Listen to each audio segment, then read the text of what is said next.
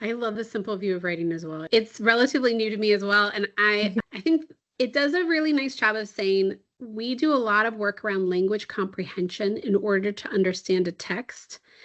But when we think about that in writing, the composition part is also the language comprehension. We have to have the words that we need organized in a sequence in our mind, organized to make sense to a reader or a listener before we can put anything on paper or put it out there for someone to hear. And that is composition. And that happens across our day in early childhood.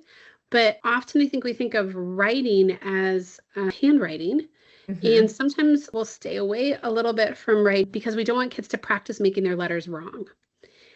But I'm here to say that if my kids practice everything perfectly or practiced it and remembered it exactly that one way forever, then my teaching would be really good.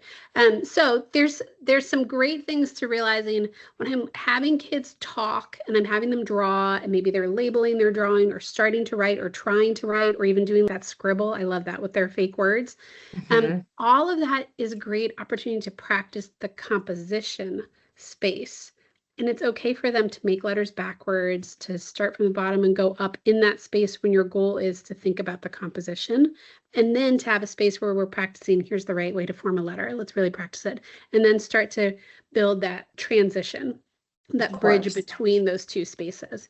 But the composition bit, I don't know if you've ever had this where older kids will say, I don't know what to write about, and they get real stuck.